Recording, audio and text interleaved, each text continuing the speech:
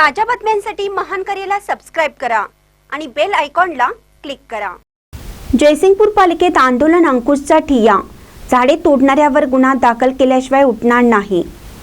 जयसिंगपूर येथील दुसऱ्या गल्लीत झाडे तोडल्या प्रकरणी आंदोलन अंकुशने आक्रमक पवित्रा घेत जयसिंगपूर पालिकेत उपमुख्य अधिकारी प्रमिला माने यांच्या दालनात जोपर्यंत झाडे तोडणाऱ्यांवर गुन्हा दाखल होत नाही तोपर्यंत तेथून उठणार नाही असं सांगत या ठिकाणी मंगळवारी ठिय्या मारला।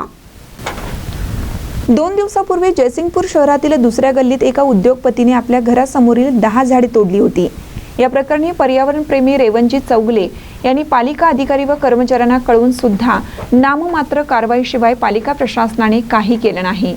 यामुळे आंदोलन अंकुश या सामाजिक संघटनेनं मंगळवारी सकाळी जोपर्यंत झाडे तोडणाऱ्यांवर गुन्हा दाखल होत नाही तोपर्यंत तेथून हटणार नाही अशी भूमिका घेतली आहे। याबाबत उपमुख्याधिकारी प्रमिला माने यांना विचारलं असता त्यांनी प्रतिक्रिया देण्यास नकार दिला। यावेळी धनाजी चुडमुंगे, संभाजी नाईक, आशाराणी पाटील, अभिजित पाटील, संभाजी शिंदे, आप्पा कदम, संपत मांडके, बिरू पुजारी, उदय होगले, मंगेश घाडगे, दिलीप माने, विकी देशमुख, बाळगोंडा पाटील, अमोल माने यांच्यासह आंदोलन अंकुशचे कार्यकर्ते मोठ्या संख्येने उपस्थित होते। महानकर न्यूजसाठी जयसिंगपूरहून इजाज खान पठाण। जयसिंगपूर नगरपालिका हद्दीतील नगरपालिकेच्या मालकीची झाडं नगरपालिकेच्या कोणत्याही परवानगीविना इथल्या नागरिकांनी तोडलेले।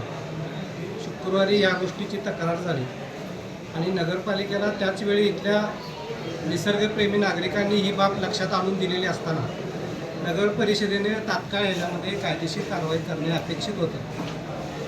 पण काल आम्ही मुख्याधिकाऱ्यांना भेटून आणि काल आम्ही त्यांना संध्याकाळपर्यंत तुम्ही फौजदारी दाखल करा म्हणून सांगितलेलं असताना आज आम्ही पुन्हा नगरपालिकेने फौजदारी केली नसल्यामुळे आज इथं कार्यालयामध्ये आलेलो आहे। 11 वाजल्यापासून आम्ही प्रशासनाच्या मार्गे लागलो आहे। मग आत्ता एका चेतन कांबळे म्हणून कोणतं त्यांचे वृक्ष अधीक्षक आहेत त्यांची फिर्याद देण्यासाठी नेमणूक आत्ता सीओ साहेबांनी केलेली आहे आणि 5 वाजेपर्यंत आम्ही जयसिंगपूर पोलीस स्टेशनला या विरोधात तक्रार दाखल करतोय फिर्याद असं त्यांनी आम्हाला आता आश्वासन दिलेलं आहे। आम्ही सकाळपासून इथं सगळी बसून आहे पण मुख्याधिकारी इथं नगरपालिकेमध्ये हजर नाही। मग उपमुख्याधिकाऱ्यांनी हा सगळा प्रकरण हाताळून आता नेमणूक केलेली आहे। ज्यावेळी इथला अधिकारी पोलीस स्टेशनला जाईल त्यावेळी आम्ही इथून जायचं अशी आमची भूमिका आहे।